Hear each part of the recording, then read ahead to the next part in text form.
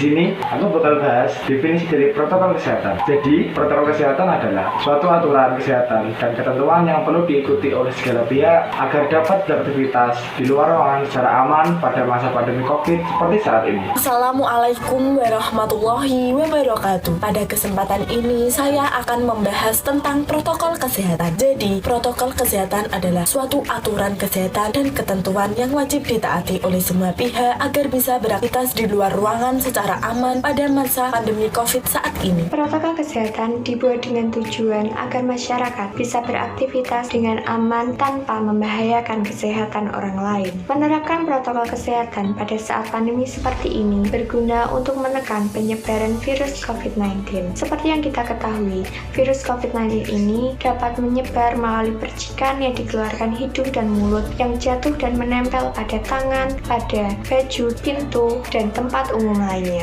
Pada masa seperti ini, peran pemerintah sangat penting untuk meminimalisir penyebaran virus. Salah satunya adalah dengan cara membuat peraturan dan sanksi untuk para pelanggar protokol kesehatan. Yang pertama, seperti Kementerian Kesehatan yang menerbitkan Surat Edaran HK0201 Menteri Kesehatan 202/2020 tentang protokol isolasi diri sendiri dalam penanganan COVID-19 yang bermaksud untuk meningkatkan dukungan dan kerjasama lintas sektor dan pemerintahan daerah pada penanganan COVID-19, khususnya dalam pemberian informasi kepada masyarakat terkait isolasi diri sendiri. Yang kedua, Kementerian Kesehatan juga mengeluarkan protokol kesehatan pencegahan dan pengendalian secara spesifik melalui Keputusan Menteri Kesehatan Republik Indonesia Nomor Hukum 0107 Menkes 382/2020 tentang protokol kesehatan bagi masyarakat di tempat dan fasilitas umum dalam rangka pencegahan dan pengendalian COVID-19.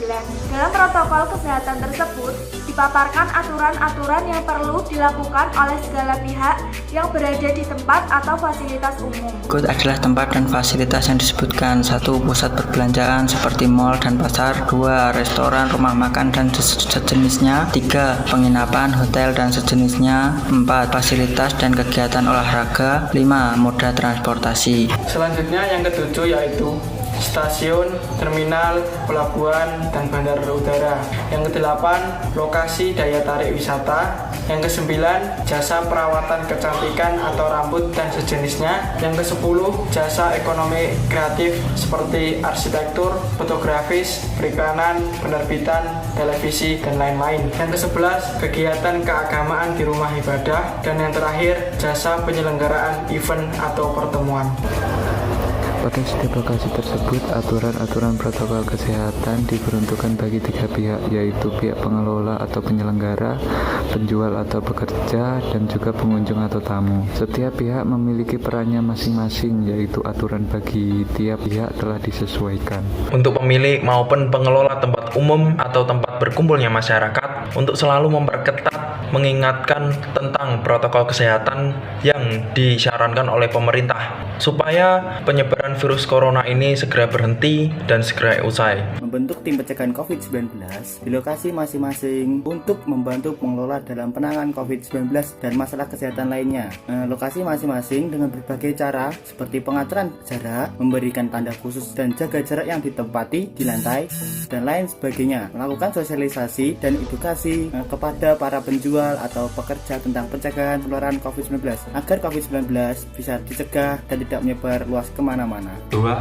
Pihak penjual atau pekerja memastikan diri dalam kondisi sehat sebelum berangkat berdagang atau bekerja. Saat perjalanan dan selama bekerja, selalu menggunakan masker, menjaga jarak dengan orang lain, dan hindari menyentuh area wajah. Jika terpaksa akan menyentuh area wajah, pastikan tangan bersih dengan cuci tangan pakai sabun dengan air mengalir atau menggunakan hand sanitizer. Melakukan pembersihan area kerja masing-masing sebelum dan sesudah bekerja, meningkatkan daya tahan tubuh, dan menerapkan PHBS seperti mengkonsumsi gizi seimbang, aktivitas fisik minimal 30 menit sehari, dan istirahat yang cukup dengan tidur minimal 7 jam, serta menghindari faktor resiko penyakit. Aturan yang ketiga yaitu pihak pengunjung atau tamu memastikan diri dalam kondisi sehat sebelum keluar rumah. Jika mengalami gejala seperti demam, batuk, pilek, nyeri tenggorokan, dan sesak napas, mohon agar tetap berada di rumah. Wajib menggunakan masker, menerapkan prinsip jaga jarak, membawa alat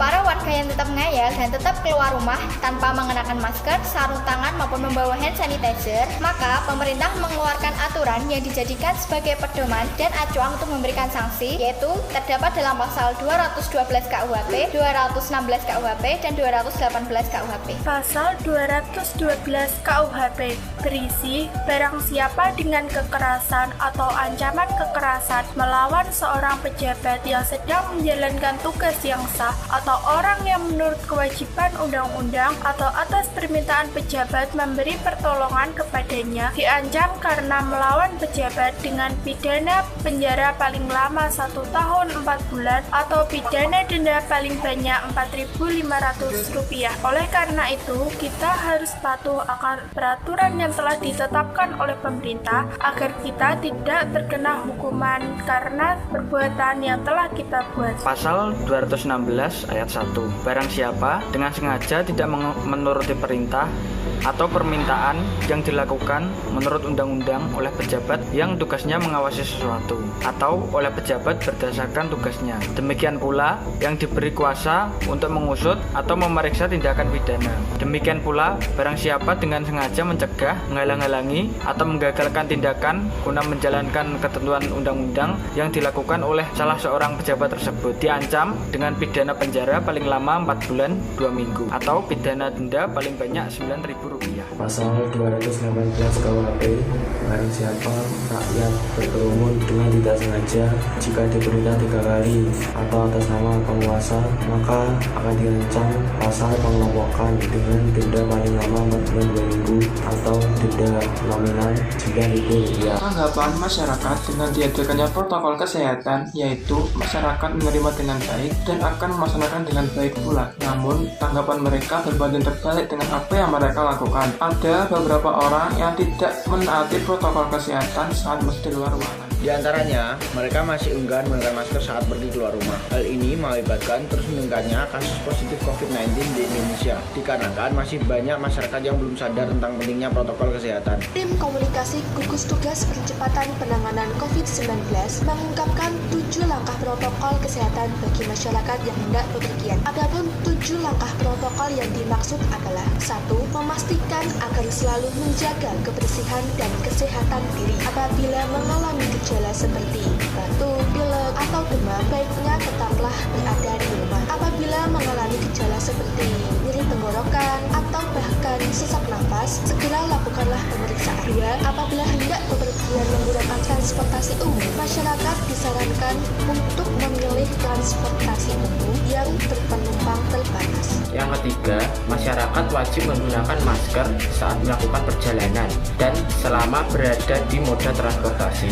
Yang keempat, menjaga kebersihan tangan dengan sering mencuci tangan atau minimal menggunakan hand sanitizer. Nah, yang selanjutnya yaitu yang kelima, masyarakat diminta untuk menghindari menyentuh wajah, terutama mata, hidung, dan juga mulut. Yang keenam, masyarakat juga diminta untuk tetap menjaga jarak minimal 1 meter dengan orang lain. Ketujuh, jika kondisi kendaraan umum sangat padat dan penerapan jaga jarak sulit dilakukan, maka penggunaan pelindung wajah atau face shield bersama masker sangat direkomendasikan untuk perlindungan tambahan.